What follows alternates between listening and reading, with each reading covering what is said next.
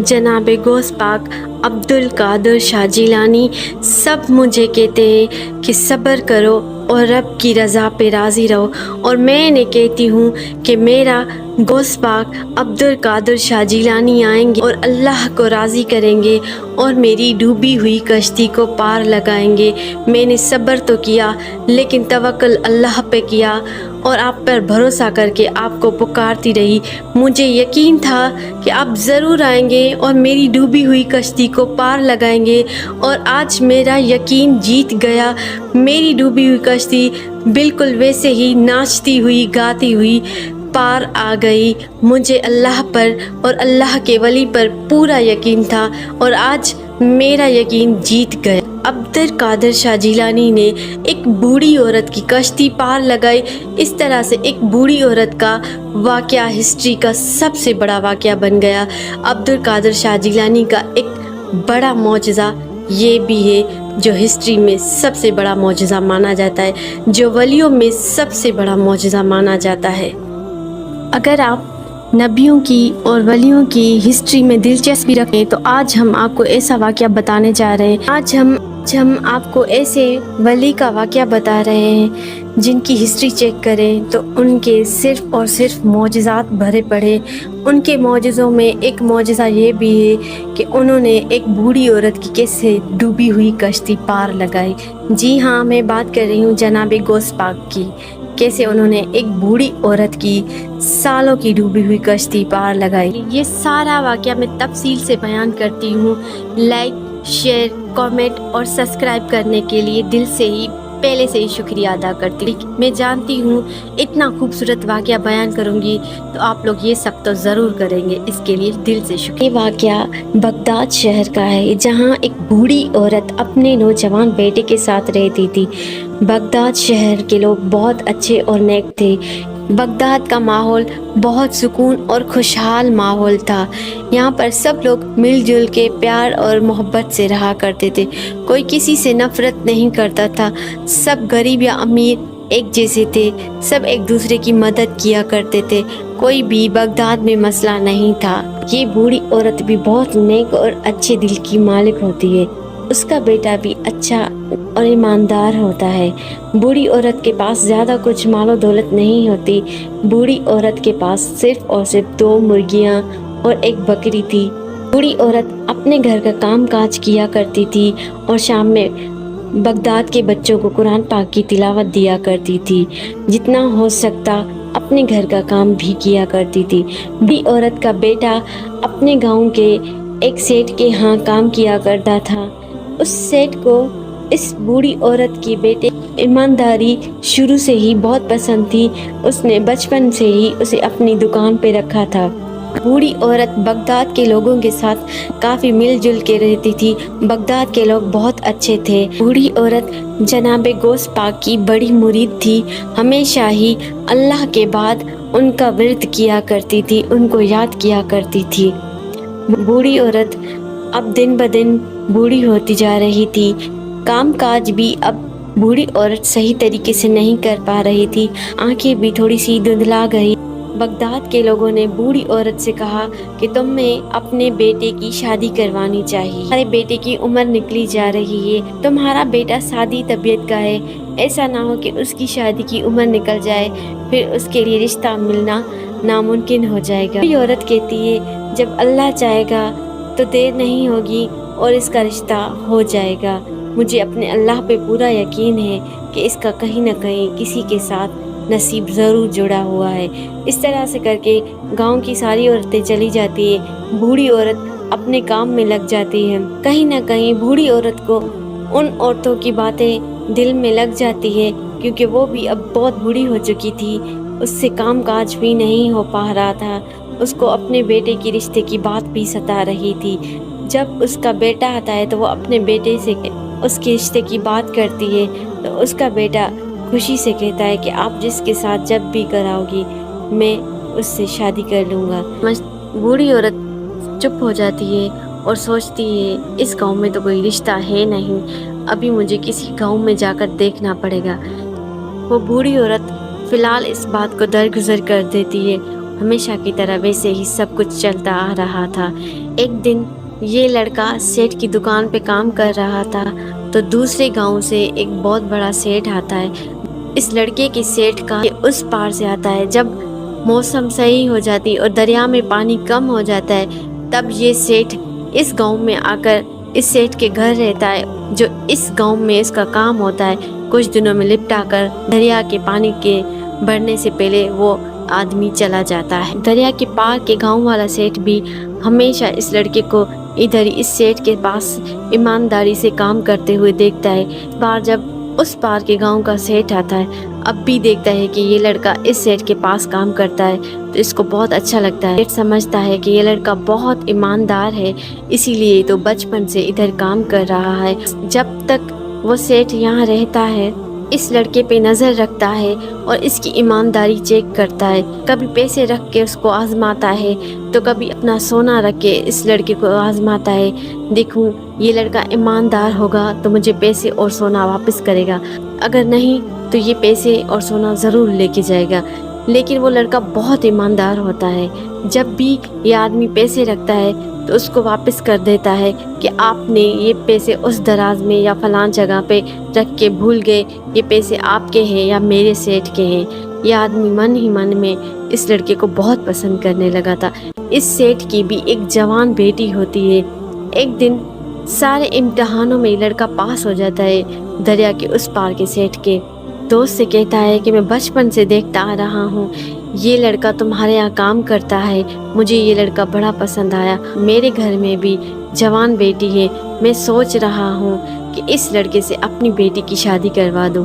تو اس لڑکے کے سیٹھ کہتے ہیں یہ لڑکا تو بہت غریب ہے اور تم ایک بڑے سیٹھ ہو، تم کیا اس لڑکے سے اپنی بیٹی کی شادی کرواؤ گے؟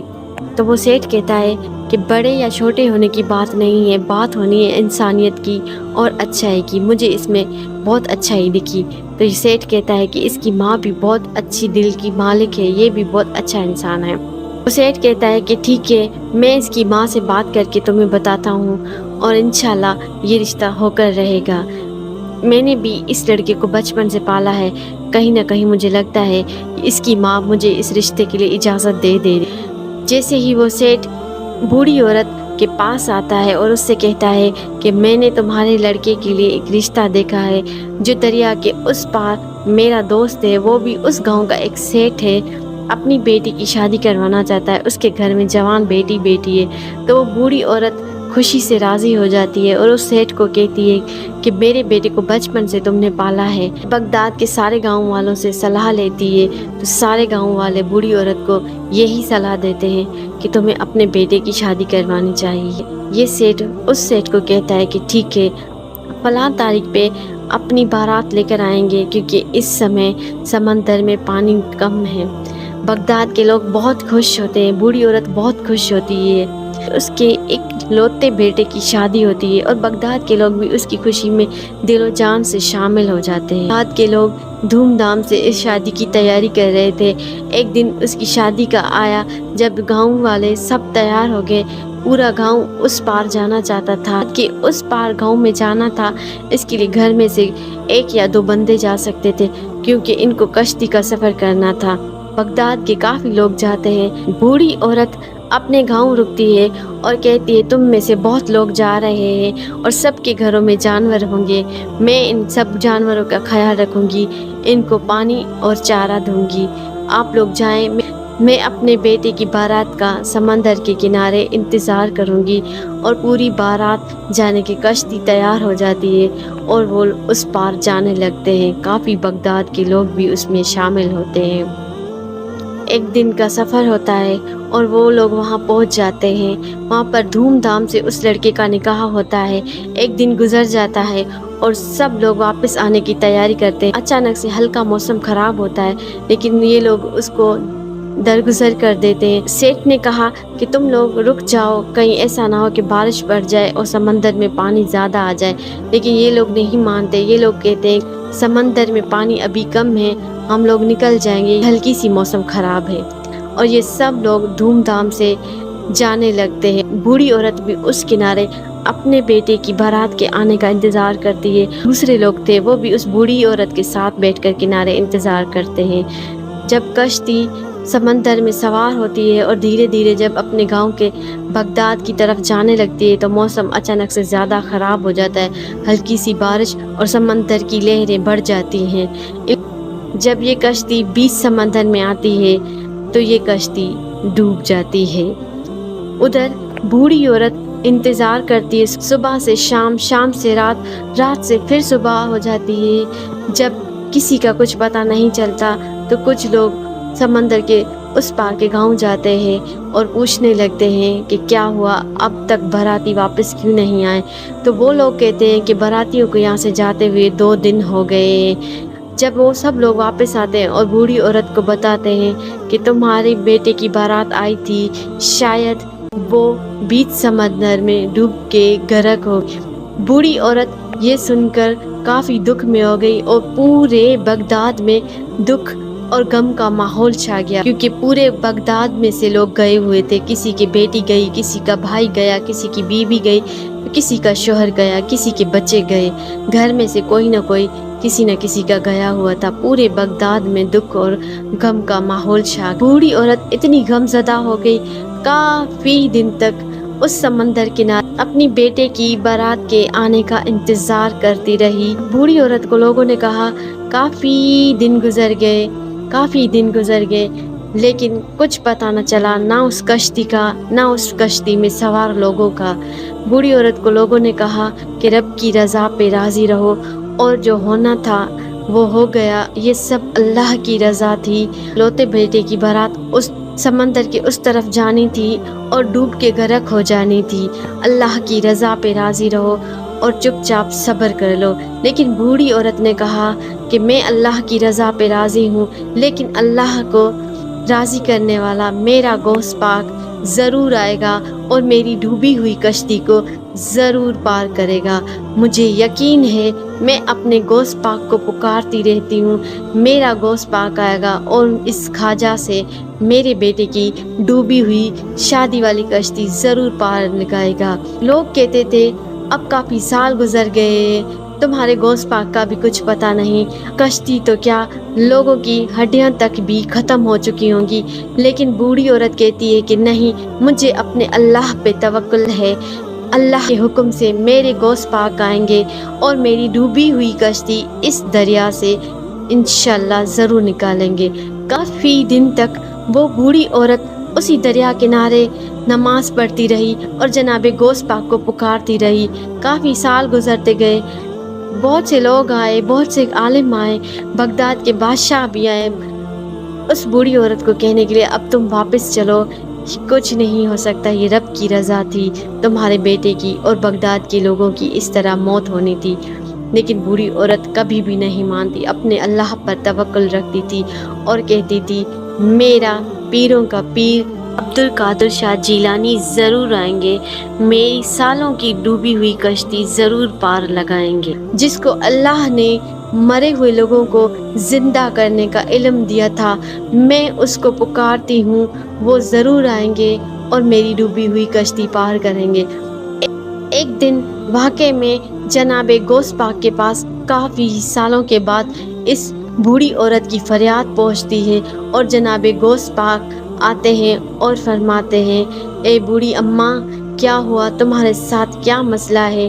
کافی سالوں تک میں سنتا آ رہا ہوں، تم مجھے پکار رہی تھی لیکن اللہ کا حکم نہیں ہو رہا تھا، جب اللہ کا حکم ہوا تو میں حاضر ہوں، اب مجھے بتاؤ کہ تمہارے ساتھ کیا مسئلہ ہے۔ آپ آ گئے جناب گوشت پاک عبد القادر شاہ جیلانی، سب مجھے کہتے ہیں کہ صبر کرو اور رب کی رضا پہ راضی رہو، اور میں نے کہتی ہوں کہ میرا گوشت پاک عبد القادر شاہ جیلانی آئیں گے اور اللہ کو راضی کریں گے اور میری ڈوبی ہوئی کشتی کو پار لگائیں گے۔ میں نے صبر تو کیا لیکن توکل اللہ پہ کیا اور آپ پر بھروسہ کر کے آپ کو پکارتی رہی، مجھے یقین تھا کہ آپ ضرور آئیں گے اور میری ڈوبی ہوئی کشتی کو پار لگائیں گے۔ جناب گوشت پاک عبد القادر جیلانی نے کہا اے اماں مجھے اس کے لیے دیر لگی کیونکہ تمہارا پکارنا اللہ کو بہت پسند آ رہا تھا اور تمہارے پکارنے کے صدقے میں دوسری کشتیاں بھی پار لگنے والی تھی، اس کے لیے اللہ نے دیر کی کہ اس بوڑھی عورت کو پکارنے دو، اس کے صدقے میں باقی کشتیاں بھی پار لگ جائیں، اس کے لیے تھوڑی سی دیر ہو گئی۔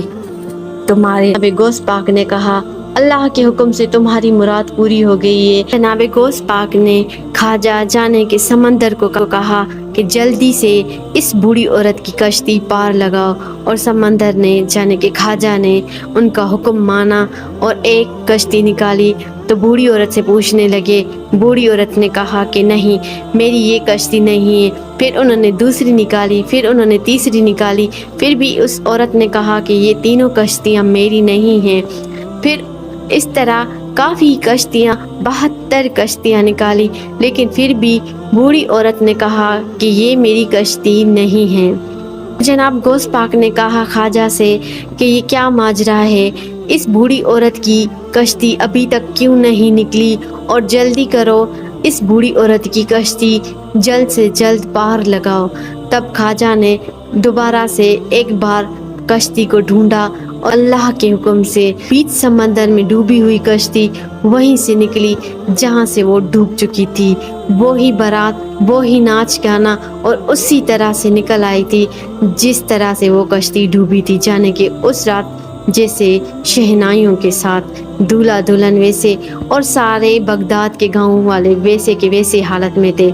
تو جناب غوث پاک نے پوچھا اے خواجہ تم نے اتنی دیر کیوں کی اس کشتی کو پار لگانے میں؟ خواجہ نے فرمایا اے جناب غوث پاک اس کشتی کو ڈوبے ہوئے کافی سال ہو گئے تھے، کہیں کشتی تھی تو کہیں کشتی کے لوگ تھے، کن کی ہڈیاں نہیں مل رہی تھی تو کن کے ہاتھ پاؤں نہیں مل رہے تھے، ان کی ہڈیاں بھی گل چکی تھی۔ ہم لوگوں کو ڈھونڈ کر جمع کرنے میں میں نے بہت سی کشتیاں نکالی، شاید کہ یہ بوڑھی عورت کی ہو، لیکن بوڑھی عورت نے کہا کہ یہ نہیں ہے، اس کشتی کے لوگ الگ الگ طریقے سے ڈوب چکے تھے، ان لوگوں کو ڈھونڈنے میں مجھے تھوڑی سی دیر ہو گئی، اس لیے میں معذرت چاہتا ہوں۔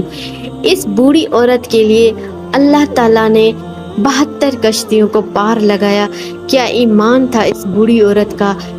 بوڑھی عورت نے دیکھا کہ میرے بیٹے کی بارات والی کشتی ناچتی گاتی آ رہی ہے تو وہ رونے لگی اور جناب غوث پاک کے قدموں میں گر گئی اور کہا کہ اتنے سال تک آپ کیوں نہیں آئے، میں آپ کو پکارتی رہی۔ تو جناب غوث پاک نے فرمایا اس کشتی کو ڈوبے ہوئے کافی سال ہو گئے تھے، اللہ کے حکم سے جب اللہ کا حکم ہوا تب میں آیا، اور تمہاری فریاد جب میں نے سنی میں نے اللہ کے حضور رکھی، اللہ کے دربار میں رکھی، تو اللہ نے کہا کہ اے غوث پاک جاؤ اور اس بڈھڑی کا بیڑا پار کرو، اس کے مرے ہوئے کو زندہ کرو۔ تمہارے پکارنے کے صدقے میں 72 کشتیوں کا بھی پار ہونا تھا، شاید اس کے لیے دیر ہوئی کیونکہ تمہاری صداؤں کی وجہ سے یہ ساری ڈوبی ہوئی کشتیاں بھی پار ہو گئی۔ تمہاری صداؤں میں بہت اثر تھا، تمہارے بیٹے کے صدقے میں ماؤں کی صدائیں تمہارے ذریعے پوری ہوئی اور سالوں کی ڈوبی ہوئی کشتیاں پار ہو گئی۔ پورے بغداد والوں لوگوں نے دیکھا کہ وہ کشتی ناچتی ہوئی گاتی ہوئی واپس آئی تو وہ سب لوگ بہت خوش ہوئے اور بوڑھی عورت کے پاس آئے اور اس کو کافی مبارکیں دینے لگے۔ وہ کشتی والے لوگ واپس آئے تو ان لوگوں کو ایسا لگا جیسے ہم ابھی سفر کر کے آئے، ان کو سال نہیں بلکہ ایک دن ہوا تھا۔ ادھر بغداد کافی نئے طریقے سے بدل چکا تھا، بوڑھی عورت بھی کافی بوڑھی ہو گئی تھی، کہ گھر والے مر چکے تھے، کن کے گھر والے بوڑھے ہو چکے تھے۔ جب یہ لوگ آئے ان سب کو اس معجزے کے بارے میں پتہ چلا، نے بوڑھی اماں سے کہا کہ تم نے کیسے جناب غوث پاک کو پکارا، غوث پاک نے تمہاری صداؤں کو سنا۔ اس طرح جناب غوث پاک کی 72 بیڑوں والی کشتی کا یہ واقعہ ہسٹری میں سب سے زیادہ مشہور ہوا، اور اللہ نے جناب غوث پاک کو مرے ہوئے لوگوں کے زندہ کرنے کا، اور جن کی نصیب میں کچھ لکھا نہیں ہے، جن کی نصیب میں جو چیز نہیں ہے، جناب غوث پاک کو پکار کے جو مانگا جاتا ہے وہ اس کے صدقے میں ضرور ملتا ہے۔ جس طرح اس بوڑھی عورت کا بیٹا مرا، سالوں تک وہ کشتی ڈوبی تھی، کشتی کا تو کچھ پتہ نہیں تھا، لیکن لوگوں کی ہڈیاں تک گل چکی تھی، پھر بھی اللہ کے حکم سے اس ولی کے صدقے میں اللہ نے اس کشتی کو پار کرا۔ اس طرح ہی ہر انسان کی مشکلوں کو آسان کرے۔ پورا بغداد خوش ہوا اور اس بوڑھی عورت کو کافی مبارکیں دیتے رہے۔ آج تک لوگ جناب غوث پاک کو اس بوڑھی عورت کا صدقہ دے کے دعا مانگتے ہیں۔